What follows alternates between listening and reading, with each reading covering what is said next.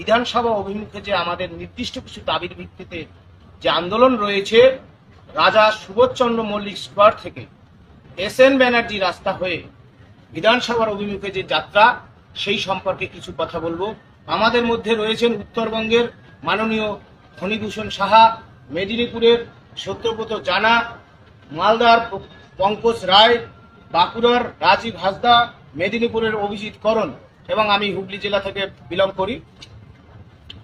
আমরা কেন বিধানসভা অভিমুখে এই আন্দোলন ঘোষণা করলাম?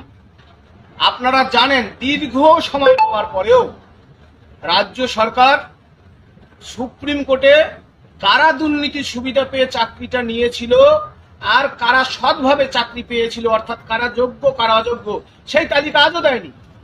OMR এর মিরর ইমেজের কপি আছে। স্কুল সার্ভিস কমিশনের অ্যাসিস্ট্যান্ট সেক্রেটারিয়ান SPIO অফিসার, তিনি স্ট্যাম্প, সিগনেচার, বারকোডের অথেন্টিসিটি দিয়ে, নম্বর দিয়ে তিনি OMR এর কপিগুলো দিয়েছেন ক্যান্ডিডেটদের। অথচ তারা, যেখানে হাইকোর্ট বলল OMR মিরর ইমেজের copy must be publish in public domain, তারা প্রকাশ করলো না। রাজ্য সরকার, রাজ্যের মাননীয় মুখ্যমন্ত্রী সত্যের মুখোমুখি দাঁড়াতে ভয় পান, তারা OMR মিরর ইমেজের কপি প্রকাশ করলো না।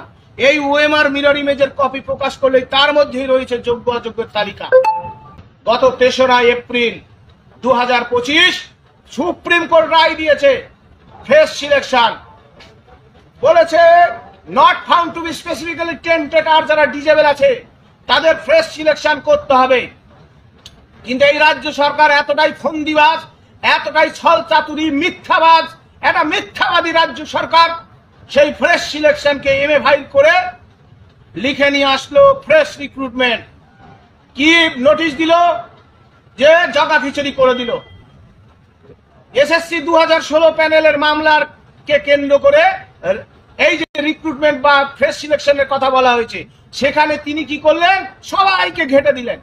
এখন নতুন চাকরি প্রার্থীদের সাথে দীর্ঘদিন নিয়োগ নেই, তারা SSC তে লিখেছে 9 বছর ধরে নিয়োগ নেই, সেইখানে একজন যোগ্য নতুন চাকরি প্রার্থীদের সাথে আমাদের কোনো বিরোধ নেই, তারা চাকরি পাক আমরা চাই, কিন্তু তাদেরও এই সিস্টেমের মধ্যে এনে দিয়ে তাদেরও এই মামলায় কেস খামারি হবে। সুতরাং তাদের স্বার্থেও আমরা লড়ছি।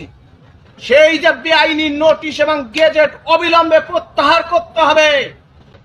এবং রাজ্যের যিনি স্পিকার আছেন মাননীয় বিমান বন্দ্যোপাধ্যায়, আপনাকে প্রণাম জানাই।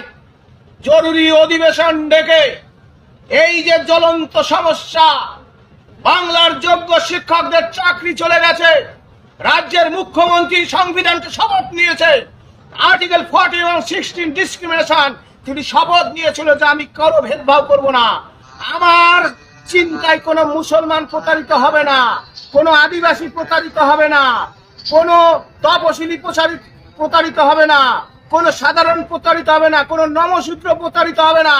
কিন্তু সেই আর্টিকেল 40 এবং 16 কে ভায়োলেশন করেছে রাজ্যের মুখ্যমন্ত্রী, তার বিরুদ্ধে শতপ্রণোদিত ব্যবস্থা নিক বিধানসভার মাননীয় স্পিকার, আপনাকে সাহস দেখাতে হবে। সুতরাং জরুরি ভিত্তিতে রাজ্য বিধানসভায় অধিবেশন ডাকতেই হবে, এই সমস্যার সমাধান করতে হবে।